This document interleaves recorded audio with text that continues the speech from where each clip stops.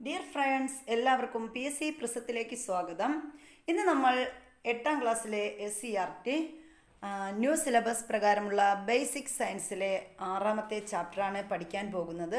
അപ്പം നമ്മുടെ വീഡിയോസ് ആദ്യമായിട്ട് കാണുന്നവരുണ്ടെങ്കിൽ സബ്സ്ക്രൈബ് ചെയ്ത് കയറി വരിക. അതുപോലെ ആ തൊട്ടടുത്തുള്ള ബെൽ ബട്ടൺ കൂടി എനേബിൾ ചെയ്താൽ നമ്മളിടുന്ന വീഡിയോസ് അപ്പോൾ തന്നെ നോട്ടിഫിക്കേഷനായിട്ട് നിങ്ങൾക്ക് ലഭിക്കുന്നതായിരിക്കും. അപ്പോൾ ഇന്ന് നമ്മൾ 6ാമത്തെ ചാപ്റ്റർ ലോഹങ്ങളും അലോഹങ്ങളും എന്ന് പറയുന്ന ചാപ്റ്ററാണ് എടുക്കാൻ പോകുന്നത്. അപ്പോൾ 8ാം ക്ലാസ്സിലെ കെമിസ്ട്രി ഭാഗത്തെ ലാസ്റ്റ് ക്ലാസ് ഇതാണ്. ഇതിൽ മൊത്തം 9 ചാപ്റ്റേഴ്സാണുള്ളത്. അപ്പോൾ നമ്മൾ 6ാമത്തെ ചാപ്റ്ററാണ് ഇന്ന് എടുക്കുന്നത്. 3 chapter physics, 3 chapter chemistry, 3 chapter biology, അങ്ങനെയാണ് 8ാം ക്ലാസ്സിൽ ഇങ്ങനെ ബേസിക് സയൻസിൽ തരം തിരിച്ച് കൊടുത്തിരിക്കുന്നത്. അപ്പം നമുക്ക് ലോഹങ്ങളും അലോഹങ്ങളും എന്ന് പറയുന്ന ചാപ്റ്ററിലേക്ക് കടക്കാം. അപ്പോൾ ഇവിടെ ചിത്രത്തിലെ ഒരു അടുക്കളയാണ് തന്നിരിക്കുന്നത്. അപ്പോൾ കുറേ പാത്രങ്ങൾ, സ്പൂണുകൾ ഒക്കെ ഇവിടെ, കപ്പ്, അങ്ങനെ കുറേ സാധനങ്ങൾ ഇവിടെ തന്നിട്ടുണ്ട്. അപ്പോൾ നിങ്ങളുടെ അടുക്കളയിൽ പലതരം പാത്രങ്ങൾ ഉപയോഗിക്കുന്നുണ്ടാവുമല്ലോ. ഭക്ഷണം പാകം ചെയ്യാൻ ഉപയോഗിക്കുന്ന പാത്രങ്ങൾ നിർമ്മിക്കാൻ സാധാരണയായി എന്തെല്ലാം പദാർത്ഥങ്ങളാണ് ഉപയോഗിക്കുന്നത്? നമുക്കൊരു പ്രവർത്തനം ചെയ്തു നോക്കാം. അപ്പോൾ എല്ലാത്തിനും ഫസ്റ്റ് ആരംഭിക്കുന്നത്, മിക്കുള്ള ചാപ്റ്റേഴ്സിലും ആദ്യം ചില പരീക്ഷണങ്ങളോട് കൂടിയൊക്കെയാണ് ആരംഭിക്കുന്നത്. ഒരു പരന്ന പാത്രത്തിൽ വെള്ളം എടുക്കുക. ഒരു സ്റ്റീൽ തവിയും മരത്തവിയും വെള്ളത്തിലിട്ട ശേഷം വെള്ളം തിളപ്പിക്കുക. 2 തവികളും തൊട്ടു നോക്കുക.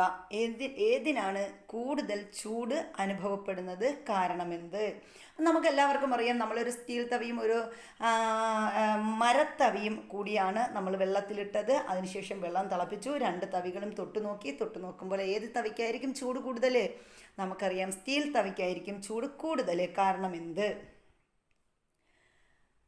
ഇടിമിന്നലുള്ള സമയങ്ങളിൽ ഇരുമ്പ് പോലുള്ള വസ്തുക്കൾ കൈകാര്യം ചെയ്യരുത് എന്ന് പറയുന്നത് എന്തുകൊണ്ടായിരിക്കാം? അപ്പോൾ ഇടിമിന്നലുള്ള സമയങ്ങളിൽ ഇരുമ്പ് പോലുള്ള വസ്തുക്കൾ കൈകാര്യം ചെയ്യരുതെന്ന് പറയുന്നത് എന്തുകൊണ്ടായിരിക്കാം? ഈ സന്ദർഭങ്ങളിലെല്ലാം ലോഹങ്ങളുടെ ഏതെല്ലാം സവിശേഷതകളാണ് പ്രകടമാകുന്നത്? അപ്പോൾ ലോഹങ്ങൾ ഈ വസ്തുക്കളുമായിട്ടൊക്കെ പെട്ടെന്ന് പ്രവർത്തിക്കും, അതുകൊണ്ടാണ് ഇങ്ങനെ പറയുന്നത്. അപ്പോൾ ഇവിടെ ഒരു പട്ടിക തന്നിട്ടുണ്ട്, ഒരു ടേബിൾ തന്നിട്ടുണ്ട്. അതിൽ കുറച്ച് ഉപകരണങ്ങളും അവ ഉപയോഗപ്പെടുത്തിയിരിക്കുന്ന സവിശേഷതയുമാണ് തന്നിരിക്കുന്നത്.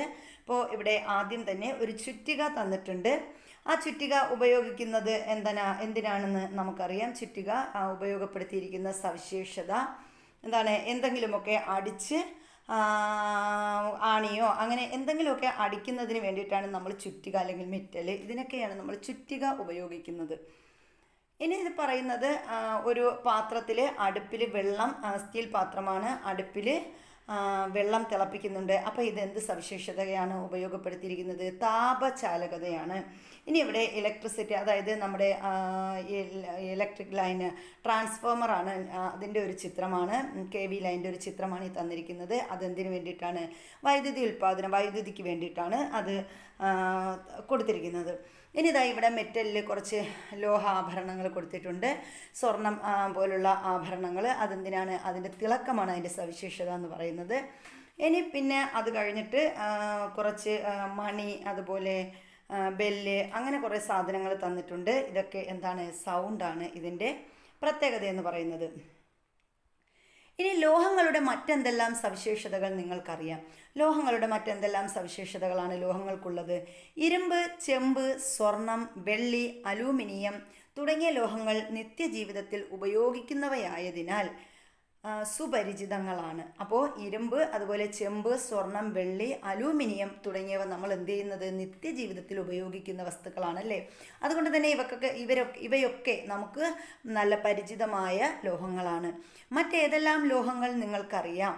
വിവിധ ലോഹങ്ങളുടെ സവിശേഷതകൾ ഉൾപ്പെടുത്തി ഒരു കുറിപ്പ് തയ്യാറാക്കാനും പറഞ്ഞിട്ടുണ്ട്. അപ്പോൾ ഇതൊക്കെ കൂടാതെ എന്തൊക്കെയാണ് നമുക്കറിയാം? സോഡിയം, പൊട്ടാസ്യം, ഇതൊക്കെ ലോഹങ്ങളിൽ വരുന്നതാണ്. ഇനി അതുപോലെ പ്ലാറ്റിനം, ഇതൊക്കെ ഏതാണ്? ലോഹങ്ങളിൽ വരുന്നതാണ്. ടിന്ന്, ലെഡ് ഒക്കെ വരും. ഇനി വിവിധ ലോഹങ്ങളെ ഉൾപ്പെടുത്തി സവിശേഷതകൾ തയ്യാറാക്കാൻ പറഞ്ഞിട്ടുണ്ട്. സവിശേഷതകളെ അടിസ്ഥാനമാക്കി ലോഹങ്ങൾക്ക് ഒരു നിർവചനം നൽകി നോക്കൂ. ഇനി നമ്മൾ പ്രധാനമായിട്ടും പഠിക്കാൻ പോകുന്ന ഒരു ഭാഗമാണ് മാലിയബിലിറ്റി. മാലിയബിലിറ്റി എന്താണെന്ന് നോക്കാം. ഇരുമ്പ് പണിക്കാരൻ എന്താണ് ചെയ്യുന്നത്? അപ്പോൾ ഇവിടെ ഒരു ഇരുമ്പ് പണിക്കാരനെ തന്നിട്ടുണ്ട്. ആ ഇരുമ്പ് പണിക്കാരൻ എന്ത് ചെയ്യുന്നു? ഇരുമ്പിനെ മൂർച്ച കൂട്ടുകയാണ്, അല്ലേ? ഇരുമ്പ് അടിച്ച് പരത്തി അതിനെ മൂർച്ച വയ്ക്കുകയാണ് ചെയ്യുന്നത്. അപ്പോൾ ചുറ്റിക കൊണ്ട് ലോഹ കഷ്ണത്തിൽ അടിക്കുമ്പോൾ എന്ത് മാറ്റമാണ് ഉണ്ടാകുന്നത്? അപ്പോൾ ചുറ്റിക കൊണ്ട് ലോഹ കഷ്ണത്തിൽ അടിക്കുമ്പോൾ അത് അടിച്ച് പരന്നു വരും, അല്ലേ? ഇതുപോലെ അലൂമിനിയം കമ്പിയെ ചുറ്റിക കൊണ്ട് അടിച്ചു നോക്കൂ. അപ്പോൾ ഒരു അലൂമിനിയം കമ്പിയെ നമ്മൾ ചുറ്റിക കൊണ്ട് അടിക്കുമ്പോഴും അതെന്ത് ചെയ്യും? പരന്നു വരും. ഗുളികകളും ആഹാര സാധനങ്ങളും പൊതിയുന്നതിന് ഉപയോഗിക്കുന്ന അലൂമിനിയം ഫോയിൽ കണ്ടിട്ടില്ലേ? അപ്പോൾ നമ്മൾ ഇതേപോലത്തെ അലൂമിനിയം ഫോയിൽ ഗുളികകൾ എല്ലാവരും ഉപയോഗിക്കുന്നതായിരിക്കാം. അപ്പോൾ അവിടെ അലൂമിനിയം ഫോയിൽ നമ്മൾ കണ്ടിട്ടുണ്ട്. ലോഹങ്ങളുടെ ഏത് സവിശേഷതയായിരിക്കും ഇവിടെ ഉപയോഗിക്കുന്നത്? അപ്പോൾ ഇത് അടിച്ച് പരത്തി ഒരു ഡിസൈൻ പോലെയൊക്കെ നമുക്ക് ചെയ്യാൻ പറ്റും, അല്ലേ? ലോഹങ്ങളെ പൊതുവെ അടിച്ച് പരത്തി തകിടുകൾ ആക്കാൻ കഴിയും. അപ്പോൾ ലോഹങ്ങളെ നമുക്ക് എന്ത് ചെയ്യാൻ പറ്റും? ലോഹങ്ങളെ പൊതുവെ അടിച്ച് പരത്തി തകിടുകളാക്കാൻ കഴിയും. ലോഹങ്ങളുടെ ഈ സവിശേഷതയാണ് മാലിയബിലിറ്റി. അപ്പോൾ എന്താണ് മാലിയബിലിറ്റി എന്ന് ചോദിച്ചാൽ നമ്മൾ പറയും ലോഹങ്ങളെ പൊതുവെ അടിച്ച് പരത്തി തകിടുകൾ ആക്കാൻ സാധിക്കും. ലോഹങ്ങളുടെ ഈ സവിശേഷതയ്ക്ക് പറയുന്ന പേരാണ് മാലിയബിലിറ്റി. അപ്പോൾ ലോഹങ്ങളുടെ അടിച്ച് പരത്തി തകിടാക്കാൻ പറ്റുന്ന ആ ഒരു സവിശേഷതയാണ് നമ്മൾ മാലിയബിലിറ്റി എന്ന് പറയുന്നത്. എന്നാൽ എല്ലാ ലോഹങ്ങളെയും ഒരേ രീതിയിൽ ചുറ്റിക കൊണ്ട് അടിച്ചു പരത്താൻ കഴിയില്ലല്ലോ. അപ്പം നമുക്ക് എല്ലാ ലോഹങ്ങളെയും ഒരേപോലെ എന്ത് ചെയ്യാൻ സാധിക്കില്ല? അടിച്ച് പരത്തി ചുറ്റിക കൊണ്ട് അടിച്ചു പരത്താൻ സാധിക്കുകയില്ല. അതായത് ലോഹങ്ങളുടെ മാലിയബിലിറ്റി ഒരുപോലെയല്ല. അപ്പോൾ ലോഹങ്ങളുടെ മാലിയബിലിറ്റി ഒരുപോലെയാണോ? അല്ല. മാലിയബിലിറ്റി ഏറ്റവും കൂടിയ ലോഹമാണ് സ്വർണം. അപ്പോൾ മാലിയബിലിറ്റി ഏറ്റവും കൂടിയ ലോഹം ഏത് എന്ന് ചോദിച്ചാൽ നമുക്ക് പറയാം സ്വർണമാണ് മാലിയബിലിറ്റി ഏറ്റവും കൂടിയ ലോഹം. ലോഹങ്ങളുടെ മാലിയബിലിറ്റി പ്രയോജനപ്പെടുത്തുന്നതിന് ഉദാഹരണങ്ങൾ എഴുതാമോ എന്ന് ചോദിച്ചിട്ടുണ്ട്. അപ്പോൾ മാലിയബിലിറ്റി ഏറ്റവും കൂടിയ ലോഹം ഏതാണ്? സ്വർണം. അത് നമുക്കറിയാം. സ്വർണത്തെ അടിച്ചു പരത്തി തകിടാക്കാൻ സാധിക്കും. ഇനി കെട്ടിടത്തിൻ്റെ മേൽക്കൂര നിർമ്മിക്കാൻ ഉപയോഗിക്കുന്ന ലോഹ ഷീറ്റുകൾ അതും എന്ത് ചെയ്യാൻ പറ്റും? അടിച്ചു പരത്താൻ പറ്റും. അതുപോലെ നമുക്കറിയാം എന്താണ് അലൂമിനിയം പാത്രങ്ങൾ, അതുപോലെ മറ്റ് ഷീറ്റുകൾ, ഇതൊക്കെ എന്ത് ചെയ്യാൻ പറ്റും? അടിച്ച് നീട്ടാൻ പറ്റും, അടിച്ച് ഉരുട്ടാൻ പറ്റും. അങ്ങനെ പല പല സവിശേഷതകളാണ് ലോഹങ്ങൾക്കുള്ളത്. ഇനി നമ്മളടുത്ത് പഠിക്കുന്നത് ഡക്റ്റിലിറ്റിയെക്കുറിച്ചാണ്. ഡക്റ്റിലിറ്റി. ചിത്രത്തിലെ ബൾബിൻ്റെ ഫിലമെൻ്റ് ടങ്സ്റ്റണിൻ്റെ നേർത്ത കമ്പികൾ കൊണ്ടാണ് നിർമ്മിച്ചിരിക്കുന്നത്. അപ്പോൾ ഇവിടെ ഒരു ചിത്രം തന്നിട്ടുണ്ട്. ഈ ചിത്രത്തിൽ ഒരു ബൾബ് ആണ് തന്നിരിക്കുന്നത്. ഇതിൽ ടങ്സ്റ്റൺ ഫിലമെൻ്റ് ഉള്ള ബൾബാണ് നമ്മളിവിടെ കാണുന്നത്. അപ്പോൾ ഇതിൻ്റെ പ്രത്യേകത എന്താണ്? ഈ ഒരു കമ്പികൾ നേർത്ത കമ്പികളാണ്. ഇത് നമ്മൾ കണ്ടു. ഇതിൻ്റെ പ്രത്യേകത എന്ന് വെച്ചാൽ ലോഹങ്ങളെ വലിച്ചു നീട്ടി നേർത്ത കമ്പികളാക്കി മാറ്റാം. അപ്പം നമുക്ക് ലോഹങ്ങളെ എന്ത് ചെയ്യാം?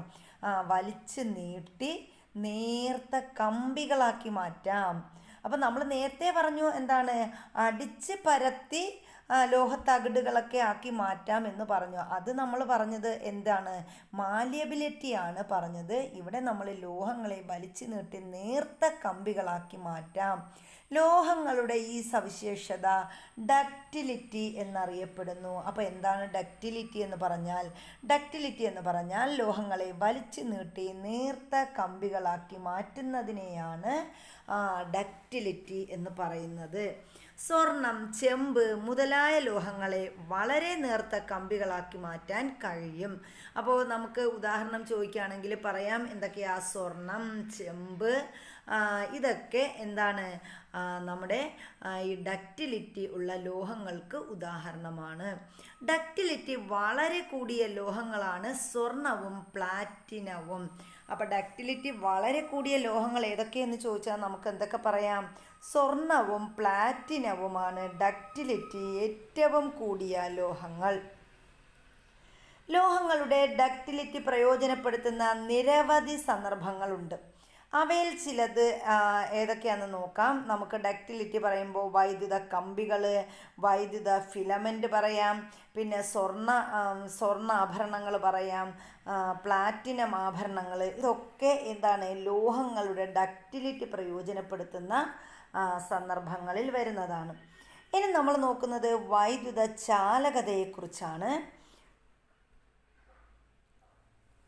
ചിത്രത്തിൽ കാണിച്ചിരിക്കുന്നത് പോലെ സർക്യൂട്ട് പൂർത്തിയാക്കുക. അപ്പോൾ ഇവിടെ ഒരു സർക്യൂട്ടിൻ്റെ ചിത്രമാണ് തന്നിരിക്കുന്നത്.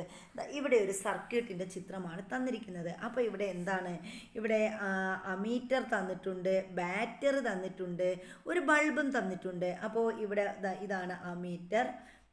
അതുപോലെ ഇവിടെ PQ എന്ന് പറയുന്ന ഒരു ഇത് തന്നിട്ടുണ്ട്. അതുപോലെ ഇവിടെ അമീറ്റർ നമ്മൾ പറഞ്ഞു, ബാറ്ററി ഘടിപ്പിച്ചിട്ടുണ്ട്, അതുപോലെ ഇവിടെ ഒരു ബൾബും തന്നിട്ടുണ്ട്. ഇനി ഇതിൻ്റെ പ്രവർത്തനം പറഞ്ഞിട്ടുണ്ട്. PQ എന്നടയാളപ്പെടുത്തിയ ഭാഗത്ത് പട്ടികയിൽ നൽകിയിട്ടുള്ള വസ്തുക്കൾ ഓരോന്നായി ഉപയോഗിച്ച് പരീക്ഷണം ചെയ്ത് നിരീക്ഷണവും നിഗമനവും രേഖപ്പെടുത്തുക. കൂടുതൽ വസ്തുക്കൾ ഉപയോഗിച്ച് പരീക്ഷണം ആവർത്തിക്കാം. അപ്പോൾ ഇവിടെ പറഞ്ഞിരിക്കുന്നത് എന്താണ്, ഇവിടെ പട്ടികയിൽ തന്നിട്ടുണ്ട് ഒരു വസ്തു ഉപയോഗിച്ച് പരീക്ഷണം നടത്താനും ആ വസ്തുക്കളുടെ പേരും തന്നിട്ടുണ്ട്, മടക്കിയെടുത്ത ഒരു കടലാസ് കഷ്ണം. അപ്പോൾ അതുപോലെ പ്ലാസ്റ്റിക് സ്കെയിലിൻ്റെ ഒരു കഷ്ണം, ഒരു റേസർ ബ്ലേഡിൻ്റെ കഷ്ണം, നേർത്ത ഇരുമ്പ് കമ്പി, അലൂമിനിയം കമ്പി, ഇതൊക്കെ ഉപയോഗിച്ചാണ് നമ്മളിവിടെ പരീക്ഷണം നടത്തേണ്ടത്. അപ്പോൾ ഇവിടെ ബൾബ് പ്രകാശിക്കുന്നു, മടക്കിയെടുത്ത് ഒരു കടലാസ് കഷ്ണം വയ്ക്കുമ്പോൾ ബൾബ് പ്രകാശിക്കുന്നില്ല. അങ്ങനെ ഓരോ സന്ദർഭങ്ങളും ആ പരീക്ഷണം നടത്തി എഴുതാനാണ് കുട്ടികൾക്കുള്ള വർക്കുമാണ് അത് പറഞ്ഞിട്ടുള്ളത്. ഇവയിൽ ഏതെല്ലാം വസ്തുക്കൾ ഉപയോഗിച്ചപ്പോഴാണ് വൈദ്യുത ബൾബ് പ്രകാശിച്ചത്? അപ്പോൾ ഇതിൽ വൈദ്യുത ബൾബ് പ്രകാശിക്കുന്ന ഏതൊക്കെയാണ്? പ്ലാസ്റ്റിക് സ്കെയിലിൻ്റെ ഒരു കഷ്ണം വെച്ചാൽ ബൾബ് പ്രകാശിക്കില്ല, മടക്കിയെടുത്ത ഒരു കടലാസ് കഷ്ണം വെച്ചാൽ ബൾബ് പ്രകാശിക്കില്ല, റേസർ ബ്ലേഡിൻ്റെ ഒരു കഷ്ണം വെച്ചാൽ ബൾബ് പ്രകാശിക്കില്ല, നേർത്ത ഇരുമ്പ് കമ്പി, അലൂമിനിയം കമ്പി, ഇതൊക്കെ വെച്ച് കഴിഞ്ഞാൽ എന്ത് പ്രകാശിക്കും? ബൾബ് പ്രകാശിക്കും. ഇനി ഇവയിൽ ഏതെല്ലാം വസ്തുക്കൾ ഉപയോഗിച്ചപ്പോഴാണ് വൈദ്യുത ബൾബ് പ്രകാശിച്ചത്? അപ്പം നമ്മൾ പറഞ്ഞു എന്തൊക്കെയാണ്, നേർത്ത ഇരുമ്പ് കമ്പി, അതുപോലെ അലൂമിനിയം കമ്പി, ഇവയൊക്കെ വെച്ചപ്പോഴാണ് ബൾബ് പ്രകാശിച്ചത്. അവ ലോഹങ്ങളോ അതോ അലോഹങ്ങളോ? അപ്പം നമ്മൾ ഈ ഉപയോഗിച്ച സാധനങ്ങൾ എന്താണ്? ലോഹങ്ങളാണ്. ഈ പരീക്ഷണത്തിൽ നിന്ന് എന്താണ് വ്യക്തമാകുന്നത്? അപ്പോൾ ഇത് കാണുമ്പോൾ തന്നെ നമുക്ക് മനസ്സിലാവും ലോഹങ്ങളാണ്, ലോഹങ്ങൾ വൈദ്യുതി കടത്തിവിടുന്നു എന്ന് നമുക്ക് മനസ്സിലാവും അല്ലേ? അപ്പോൾ ലോഹങ്ങളുടെ പ്രത്യേകത, ലോഹങ്ങളാണ് വൈദ്യുതി കടത്തിവിടുന്നത്. എന്നാൽ എല്ലാ ലോഹങ്ങളും ഒരുപോലെയല്ല വൈദ്യുതി കടത്തിവിടുന്നത്. അപ്പം ലോഹങ്ങൾ വൈദ്യുതി കടത്തിവിടുന്നുണ്ട്, എന്നാൽ എല്ലാ ലോഹങ്ങളും ഒരേപോലെയല്ല എന്ത് കടത്തിവിടുന്നത്? വൈദ്യുതി കടത്തിവിടുന്നത്. ഒരു പദാർത്ഥത്തിന് അതിലൂടെ വൈദ്യുതി കടത്തിവിടാനുള്ള കഴിവാണ് വൈദ്യുത ചാലകത എന്ന് പറയുന്നത്. അപ്പോൾ വൈദ്യുത ചാലകത എന്താണെന്ന് പറഞ്ഞാൽ നമുക്ക് നോക്കുമ്പോൾ എങ്ങനെ പറയാം? വൈദ്യുത ചാലകത എന്ന് പറഞ്ഞാൽ ഒരു പദാർത്ഥത്തിന് അതിലൂടെ വൈദ്യുതി കടത്തിവിടാനുള്ള കഴിവാണ് വൈദ്യുത ചാലകത. എല്ലാ ലോഹങ്ങളും വൈദ്യുത ചാലകങ്ങളാണ്. അപ്പോൾ നമുക്ക് പറയാം എല്ലാ ലോഹങ്ങളും എന്താണ്? വൈദ്യുത ചാലകങ്ങളാണ്. ഒരു തരത്തിൽ അല്ലെങ്കിൽ മറ്റൊരു തരത്തിൽ എല്ലാ ലോഹങ്ങളും എന്ത് കടത്തിവിടുന്നുണ്ട്? വൈദ്യുതി കടത്തിവിടുന്നുണ്ട്. അതുകൊണ്ട് നമുക്ക് പറയാം ലോഹങ്ങളെല്ലാം തന്നെ എന്താണ്? വൈദ്യുത ചാലകതയാണ്. ഇനി അതിന് വ്യത്യാസം വരുന്നത് എന്താണ്? വൈദ്യുതി കടത്തിവിടുമ്പോൾ ആ ലോഹങ്ങൾക്ക് എല്ലാ ലോഹങ്ങളും ഒരുപോലെ അല്ല വൈദ്യുതി വിടുന്നത്. ഇപ്പോൾ വെള്ളിയിൽ കൂടി വൈദ്യുതി കടന്നു പോകുന്നത് പോലെ അല്ല മറ്റ് ആഭരണങ്ങളിൽ കൂടി, മറ്റ് ലോഹങ്ങൾ, അതായത് ചെമ്പ്, അങ്ങനെയൊക്കെയുള്ള ലോഹങ്ങളിൽ കൂടി വൈദ്യുതി കടന്നു പോകുന്നത്. അപ്പോൾ ഓരോന്നിനും വ്യത്യാസമുണ്ട്, അതാ ഇവിടെ പറയുന്നുള്ളൂ. മറിച്ച് എന്താണ്? ലോഹങ്ങളെല്ലാം തന്നെ വൈദ്യുതി കടത്തിവിടുന്നു അല്ലെങ്കിൽ വൈദ്യുത ചാലകതയുള്ളവയാണെന്ന് പറഞ്ഞു. ലോഹങ്ങളിൽ ഏറ്റവും മികച്ച വൈദ്യുത ചാലകം വെള്ളിയാണ്. അപ്പോൾ ഏറ്റവും മികച്ച ലോഹങ്ങളിൽ ഏറ്റവും മികച്ച വൈദ്യുത ചാലകം താഴെ പറയുന്നവയിൽ ഏതാണ് എന്ന് ചോദിച്ചിട്ട് വെള്ളി, ചെമ്പ്, അതുപോലെ എന്താണ് പ്ലാറ്റിനം, അങ്ങനെയൊക്കെ ഓരോന്ന്, ടിന്ന്, ലെഡ്, അങ്ങനെ തരാം. അതിൽ നമുക്ക് ഏതാണ് നമ്മൾ പറയുന്നതിൽ ഏറ്റവും കൂടുതൽ വൈദ്യുത ചാലകതയുള്ള ലോഹം അല്ലെങ്കിൽ ഏറ്റവും മികച്ച വൈദ്യുത ചാലകം ഏതാണ്? വെള്ളിയാണ്. വെള്ളി, ചെമ്പ്, സ്വർണം, അലൂമിനിയം ഇവയുടെ വൈദ്യുത ചാലകത ചുവടെ നൽകിയിരിക്കുന്ന ക്രമത്തിലാണ്. അപ്പോൾ ഇവിടെ എങ്ങനെയാണ് നമ്മുടെ വെള്ളിയും ചെമ്പ്, സ്വർണം, അലൂമിനിയം ഇവയുടെ വൈദ്യുത ചാലകത എങ്ങനെയാണ് താഴെ തന്നിട്ടുണ്ട്, ഒരു ക്രമം തന്നിട്ടുണ്ട്. ഏറ്റവും കൂടുതൽ മികച്ച വൈദ്യുത ചാലകം ഉള്ളത് വെള്ളിക്കാണ്. വെള്ളി കഴിഞ്ഞാൽ അടുത്ത ആരാ? ചെമ്പാണ്. ചെമ്പ് കഴിഞ്ഞാൽ അടുത്ത് സ്വർണത്തിനാണ് വൈദ്യുത ചാലകത കൂടുതലുള്ളത്. സ്വർണം കഴിഞ്ഞാൽ അടുത്ത ആർക്കാ? അലൂമിനിയത്തിനാണ്. അപ്പോൾ ഏറ്റവും കൂടിയതിൽ നിന്ന് കുറഞ്ഞ ഇതിലേക്കാണ് നമ്മൾ ആ ഒരു ക്രമമാണ് പറഞ്ഞത്. വെള്ളി, ചെമ്പ്, സ്വർണം, അലൂമിനിയം. വീടുകളിൽ വൈദ്യുത വയറിങ്ങിന് ഉപയോഗിച്ചിരിക്കുന്ന ലോഹം ഏതാണ്? അപ്പോൾ നമ്മുടെ വീടുകളിലൊക്കെ വൈദ്യുത വയറിങ്ങിന് ഉപയോഗിച്ചിരിക്കുന്ന ലോഹം ഏതാണ്? നമ്മൾ ചെമ്പ് കമ്പിയാണല്ലേ. ഇനി പൊതുവിതരണത്തിനായി ഉപയോഗിക്കുന്ന വൈദ്യുത ലൈൻ നിർമ്മിക്കാൻ ഉപയോഗിക്കുന്ന ലോഹം ഏതാണ്? അപ്പോൾ വൈദ്യുത ലൈൻ നിർമ്മിക്കാനായിട്ട് നമ്മൾ ഉപയോഗിക്കുന്നത് ഏതാണ്? അലൂമിനിയം ആണ്. അതുപോലെ ഇതിനായി വെള്ളി ഉപയോഗിക്കാത്തത് എന്തുകൊണ്ടായിരിക്കുമെന്ന് ചോദിച്ചിട്ടുണ്ട്. അപ്പോൾ വെള്ളി ഉപയോഗിക്കാത്തത് എന്തുകൊണ്ടാണ്? വെള്ളിക്ക് വില കൂടുതലായതുകൊണ്ട് തന്നെയാണ് വെള്ളി ഇവിടെ ഉപയോഗിക്കാൻ സാധിക്കാത്തത്. ഇനി അടുത്ത് നമ്മൾ പറയുന്നത് താപചാലകതയെക്കുറിച്ചാണ്. എന്താണ് താപചാലകത? സാധാരണയായി പാചകപാത്രങ്ങൾ നിർമ്മിക്കാൻ ലോഹങ്ങൾ ഉപയോഗിക്കുന്നു. അപ്പോൾ നമ്മൾ സാധാരണ പാചകപാത്രങ്ങൾ, നമ്മുടെ വീട്ടിലെ പാചകപാത്രങ്ങൾ ഏതൊക്കെയാ? അലുമിനിയം, ചെമ്പ്, ഇതൊക്കെ ഇതൊക്കെയാണ് നമ്മൾ പാചകം ഉണ്ടാക്കാനായിട്ട് നിർമ്മിക്കുന്ന പാത്രങ്ങൾ. അപ്പോൾ ലോഹപാത്രങ്ങളാണ് ഇവയൊക്കെ അല്ലേ. ലോഹങ്ങളുടെ ഏതെല്ലാം സവിശേഷതകളായിരിക്കും ഇവിടെ പ്രയോജനപ്പെടുത്തിയിരിക്കുന്നതെന്ന് ചിന്തിച്ച് നോക്കാൻ പറഞ്ഞിട്ടുണ്ട്. ലോഹങ്ങളുടെ താപം കടത്തിവിടാനുള്ള കഴിവാണ് ഇവിടെ പ്രധാനമായും പ്രയോജനപ്പെടുത്തിയിരിക്കുന്നത്. അപ്പം നമ്മൾ ലോഹപാത്രങ്ങളിൽ പാചകം ചെയ്യുന്നതിൻ്റെ പ്രധാന ഗുണം എന്താണ്? നല്ലൊരു ചാലകതയാണ് ആർക്കുള്ളത്? ഈ ലോഹങ്ങൾക്കുള്ളത്. അപ്പോൾ ലോഹങ്ങളുടെ താപം കടത്തിവിടാനുള്ള കഴിവാണ് ഇവിടെ നമ്മൾ പ്രധാനമായും പ്രയോജനപ്പെടുത്തിയിരിക്കുന്നത്. താപം കടത്തിവിടാനുള്ള കഴിവ് അഥവാ താപചാലകത ലോഹങ്ങളുടെ ഒരു സവിശേഷതയാണ്. അപ്പോൾ ലോഹങ്ങളുടെ ഒരു സവിശേഷതയാണ് എന്ത്? താപചാലകത അല്ലെങ്കിൽ താപം കടത്തിവിടാനുള്ള കഴിവ്. ലോഹങ്ങളിൽ ഏറ്റവും മികച്ച താപചാലകം വെള്ളിയാണ്. അപ്പോൾ ലോഹങ്ങളിൽ വെച്ചിട്ട് ഏറ്റവും മികച്ച താപചാലകം ഏതാണെന്ന് ചോദിച്ചാൽ ഏതാണ്? വെള്ളിയാണ്. താരതമ്യേന താപചാലകത കൂടിയവയാണ് അലൂമിനിയം, ചെമ്പ് എന്നിവ. അപ്പം ലോഹങ്ങളിൽ ഏറ്റവും മികച്ച താപചാലകതയുള്ള ലോഹം ഏതെന്ന് ചോദിച്ചാൽ വെള്ളി. അതുപോലെ ഏറ്റവും നല്ല വൈദ്യുത ചാലകത ഉള്ള ലോഹം ഏതെന്ന് ചോദിച്ചാൽ അതും വെള്ളി. അപ്പോൾ അലൂമിനിയം, ചെമ്പ് എന്നിവയും എന്താണ്? നല്ല താപചാലകതയുള്ള ലോഹങ്ങളാണ്. പാചകപാത്രങ്ങൾ നിർമ്മിക്കാൻ അലൂമിനിയം വ്യാപകമായി ഉപയോഗിക്കുന്നതിൻ്റെ കാരണങ്ങൾ എന്തെല്ലാമാണ്?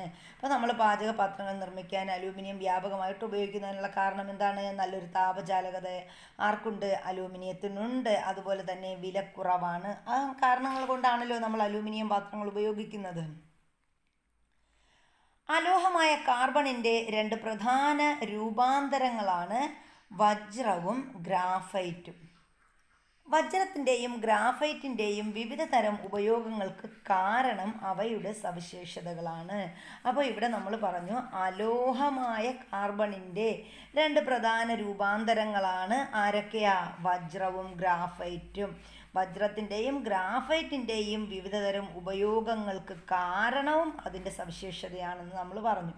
താപചാലകത കൂടിയ പദാർത്ഥങ്ങളിൽ ഒന്നാണ് വജ്രം. അപ്പം നമ്മൾ നേരത്തെ പറഞ്ഞതുപോലെ താപചാലകത കൂടിയ പദാർത്ഥങ്ങളിൽ ഒന്നാണ് ഏത്? വജ്രം. ഗ്രാഫൈറ്റിന് ഉയർന്ന വൈദ്യുത ചാലകതയാണുള്ളത്. അപ്പം താപചാലകത കൂടിയത് വജ്രത്തിനാണ്, വൈദ്യുത ചാലകത കൂടിയത് ആർക്കാ? നമ്മുടെ ഗ്രാഫൈറ്റിനാണ്. ഗ്രാഫൈറ്റിന് ഉയർന്ന വൈദ്യുത ചാലകതയുണ്ട്. അതിനാൽ ഇലക്ട്രോഡായി ഗ്രാഫൈറ്റ് ഉപയോഗിക്കുന്നു. അപ്പോൾ നമ്മൾ പറഞ്ഞത് എന്താണ്? ഗ്രാഫൈറ്റിന് ഉയർന്ന വൈദ്യുത ചാലകതയാണുള്ളത്. അതിനാൽ എന്താണ്, ഇലക്ട്രോഡായി ഉപയോഗിക്കുന്നത് ആരെയാണ്? ഗ്രാഫൈറ്റിനെയാണ്. അപ്പോൾ വജ്രത്തിൻ്റെ പ്രത്യേകത എന്താ? വജ്രയ്ക്ക് താപചാലകത കൂടുതലാണ്. ഗ്ലാസ് മുറിക്കാൻ വജ്രം ഉപയോഗിക്കുന്നതിന് കാരണം അതിൻ്റെ ഉയർന്ന കാഠിന്യമാണ്. അപ്പോൾ ഗ്ലാസ് മുറിക്കാൻ ഉപയോഗിക്കുന്നത് എന്താണ്? വജ്രമാണ്. അതിന് കാരണം എന്താ? അതിൻ്റെ ഉയർന്ന കാഠിന്യമാണ്. വളരെ അധികം കാഠിന്യമുള്ള വസ്തുവാണ് വജ്രം എന്ന് പറയുന്നത്. വജ്രത്തിലും ഗ്രാഫൈറ്റിലും കാർബൺ ആറ്റങ്ങളെ തമ്മിൽ ബന്ധിപ്പിച്ചിരിക്കുന്നതിലുള്ള വ്യത്യാസമാണ് അവയുടെ തികച്ചും വ്യത്യസ്തമായ സവിശേഷതകൾക്ക് കാരണം. അപ്പോൾ എന്ത് ചെയ്യുന്നു? ഗ്ലാസ് മുറിക്കാൻ നമ്മൾ വജ്രം ഉപയോഗിക്കുന്നുണ്ട്. ഇനി വജ്രം ഉപയോഗിക്കുന്നതിന് കാരണം എന്താണെന്ന് പറഞ്ഞു? അതിൻ്റെ ഉയർന്ന കാഠിന്യമാണ് വജ്രം ഉപയോഗിക്കുന്നതിന് കാരണം. വജ്രത്തിലും ഗ്രാഫൈറ്റിലും കാർബൺ ആറ്റങ്ങളെ തമ്മിൽ ബന്ധിപ്പിച്ചിരിക്കുന്നതിലുള്ള വ്യത്യാസമാണ് അവയുടെ വ്യത്യസ്തമായ സവിശേഷതകൾക്ക് കാരണമെന്ന് പറഞ്ഞു. ഇനി സൊണാരിറ്റിയാണ്. എന്താണ്? അടുത്ത നമ്മൾ പറയുന്നത് സൊണോരിറ്റിയാണ്. സ്കൂളിൽ മണി മുഴങ്ങുന്നത് ദൂരെ നിന്നാലും നമുക്ക് കേൾക്കാൻ സാധിക്കുമല്ലോ. അപ്പോൾ സ്കൂളിൽ മണി മുഴങ്ങുന്നത് വളരെ ദൂരെ നിന്നാലും നമുക്ക് കേൾക്കാൻ സാധിക്കും. ചിലങ്ക കിലുങ്ങുന്നതും ഇലത്താളത്തിൻ്റെ ശബ്ദവും കേൾക്കാൻ ഇമ്പമുള്ളതല്ലേ. അപ്പോൾ ചിലങ്ക കിലുങ്ങുന്നത്, അതുപോലെ ഇലത്താളത്തിൻ്റെ ശബ്ദം, ഇതൊക്കെ നല്ല ഇമ്പമുള്ള ശബ്ദമാണ്. ഇവയെല്ലാം ഉണ്ടാക്കിയിരിക്കുന്നത് ലോഹങ്ങൾ കൊണ്ടാണ്. അപ്പം മണി മുഴങ്ങുന്നതായാലും ഇലത്താളത്തിൻ്റെ ശബ്ദമായാലും ചിലങ്ക കിലുങ്ങുന്നതായാലും ഇതൊക്കെ ഉണ്ടാക്കിയിരിക്കുന്നത് എന്തുകൊണ്ടാണ്? ലോഹങ്ങൾ കൊണ്ടാണ് ഇവയെല്ലാം നിർമ്മിച്ചിരിക്കുന്നത്. സ്കൂളിൽ മണി മുഴക്കുന്നതിനായി ഒരു മരക്കഷ്ണമാണ് ഉപയോഗിക്കുന്നതെങ്കിലോ. അപ്പോൾ സ്കൂളിൽ മണി മുഴക്കാൻ ഒരു മരക്കഷ്ണം ഉപയോഗിച്ചാൽ എന്ത് ചെയ്യും? അതിന് ശബ്ദമുണ്ടാകത്തില്ല. മരക്കഷ്ണത്തിൽ അടിച്ചാൽ ഉണ്ടാകുന്ന ശബ്ദത്തിൻ്റെ പ്രത്യേകത എന്താണ്? മണിമുഴക്കം പോലെ അനുഭവപ്പെടുമോ? അപ്പം മണിമുഴക്കം പോലെ ഉള്ള ശബ്ദം നമ്മൾ മരക്കഷ്ണത്തിൽ അടിച്ചാൽ കിട്ടുമോ എന്നാണ് ചോദിക്കുന്നത്. ഉപരിതലത്തിൽ കട്ടിയുള്ള വസ്തു കൊണ്ട് തട്ടുമ്പോഴാണ് പ്രത്യേകതരം ശബ്ദം പുറപ്പെടുവിക്കാൻ ലോഹങ്ങൾക്ക് കഴിവുണ്ട്. അപ്പോൾ ഉപരിതലത്തിൽ കട്ടിയുള്ള വസ്തു കൊണ്ട് തട്ടുമ്പോൾ ഈ ലോഹങ്ങൾ എന്ത് ചെയ്യുന്നു? പ്രത്യേകതരം ശബ്ദം പുറപ്പെടുവിക്കുന്നു. അത് ഈ ലോഹങ്ങൾക്കുള്ളൊരു കഴിവാണ്. ഈ കഴിവിനെയാണ് സൊണോരിറ്റി എന്ന് വിളിക്കുന്നത്. അപ്പോൾ എന്താണ് സൊണോരിറ്റി എന്ന് പറഞ്ഞാൽ? ഉപരിതലത്തിൽ കട്ടിയുള്ള വസ്തു കൊണ്ട് തട്ടുമ്പോൾ പ്രത്യേകതരം ശബ്ദം പുറപ്പെടുവിക്കാൻ ലോഹങ്ങൾക്കുള്ള കഴിവിനെയാണ് സൊണോരിറ്റി എന്ന് പറയുന്നത്. അടുത്ത നമ്മൾ പറയുന്നത് ലോഹദ്യുതിയാണ്. ഒരു ഇരുമ്പാണി എടുത്ത് സാൻഡ് പേപ്പർ കൊണ്ട് ഉരസി നോക്കൂ, എന്ത് മാറ്റമാണ് കാണുന്നത്? നമ്മളൊരു ഇരുമ്പാണി എടുത്ത് ഇരുമ്പാണി എന്ത് ചെയ്യുന്നു? സാൻഡ് പേപ്പർ കൊണ്ട് ഉരസി നോക്കിയാൽ അത് തിളങ്ങുന്നതായിട്ട് കാണാം അല്ലേ? അതിന് ഇരുമ്പിൻ്റെ ഇതൊക്കെ മാറിയത് നല്ലൊരു നിറം വരും. സ്വർണം, വെള്ളി തുടങ്ങിയ ലോഹങ്ങൾക്ക് സ്വാഭാവികമായി തന്നെ തിളക്കമുണ്ടല്ലോ. അപ്പോൾ സ്വർണം, വെള്ളി എന്നീ ലോഹങ്ങൾ നമ്മൾ നോക്കുകയാണെങ്കിൽ അതിനൊക്കെ എന്തുണ്ട്? സ്വാഭാവികമായി തന്നെ തിളക്കമുണ്ടാകും. ഒരു കഷ്ണം സോഡിയം കത്തി ഉപയോഗിച്ച് മുറിക്കുന്നത് നിരീക്ഷിക്കൂ. അപ്പം നമ്മൾ ഒരു കഷ്ണം സോഡിയം എടുത്തിട്ട് കത്തി ഉപയോഗിച്ച് മുറിക്കുന്നത് നിരീക്ഷിക്കാൻ പറഞ്ഞിട്ടുണ്ട്. പുതിയതായി രൂപം കൊള്ളുന്ന പ്രതലത്തിന് തിളക്കമുള്ളതായി കാണുന്നില്ലേ? അപ്പോൾ ഒരു കഷ്ണം സോഡിയം നമ്മൾ കത്തി ഉപയോഗിച്ച് മുറിച്ചു കഴിഞ്ഞാൽ എന്ത് ചെയ്യും? ആ കത്തി വെച്ച് മുറിച്ച സ്ഥലം തിളങ്ങുന്നതായിട്ട് കാണാം. അപ്പോൾ പുതിയതായി രൂപം കൊള്ളുന്ന പ്രതലത്തിന് നല്ല തിളക്കമുണ്ടായിരിക്കും. ലോഹങ്ങളുടെ പ്രതലത്തിൻ്റെ ഈ തിളക്കമാണ് ലോഹദ്യുതി. അപ്പോൾ ലോഹങ്ങളുടെ പ്രതലത്തിൻ്റെ തിളക്കത്തിന് പറയുന്ന പേരാണ് എന്ത്? ലോഹദ്യുതി. ചില ലോഹങ്ങൾ മുറിക്കുമ്പോഴോ ഉരസുമ്പോഴോ ആണ് ലോഹദ്യുതി കാണിക്കുന്നത്. അപ്പോൾ ചില ലോഹങ്ങൾ നമ്മൾ ഉരസുമ്പോഴോ ചിലത് മുറിക്കുമ്പോഴോ ഒക്കെ എന്ത് ചെയ്യുന്നുണ്ട്? ലോഹദ്യുതി പ്രകടിപ്പിക്കുന്നു. എല്ലാ ലോഹങ്ങളുടെയും ലോഹദ്യുതി ഒരുപോലെയാണോ? പരിശോധിക്കുക. അപ്പോൾ എല്ലാ ലോഹങ്ങളുടെയും ലോഹദ്യുതി ഒരുപോലെയാണോ? അല്ല. ലോഹദ്യുതി ഉപയോഗപ്പെടുത്തുന്ന സന്ദർഭങ്ങൾ ഏതെല്ലാമാണ്? ലോഹദ്യുതി ഉപയോഗിക്കുന്ന സന്ദർഭങ്ങൾ ഏതൊക്കെയാണ്? ലോഹദ്യുതി നമ്മൾ ആഭരണം നിർമ്മിക്കാൻ ഉപയോഗിക്കുന്നു. അതുപോലെ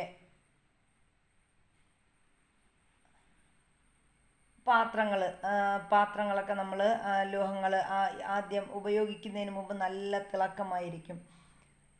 ഇനി നമ്മൾ പറയുന്നത് കാഠിന്യമാണ്. സോഡിയം ലോഹം കത്തി ഉപയോഗിച്ച് എളുപ്പത്തിൽ മുറിക്കാൻ സാധിക്കുമെന്ന് മനസ്സിലായല്ലോ. അപ്പോൾ സോഡിയം ലോഹം എടുത്തിട്ട് നമ്മൾ കത്തി വെച്ച് മുറിച്ചാൽ അത് എളുപ്പത്തിൽ മുറിക്കാൻ സാധിക്കും. ചെമ്പ്, അലൂമിനിയം, സ്വർണം മുതലായവ ഇത്തരത്തിൽ മുറിക്കാൻ സാധിക്കുമോ? അപ്പം നമുക്ക് ഇത്തിരി ചെമ്പും അതുപോലെ സ്വർണവും വെള്ളിയും ഇതേപോലെ മുറിക്കണമെന്ന് വെച്ചാൽ കഴിയുമോ? ഇല്ല. അതിനുള്ള കാരണം എന്താണ്?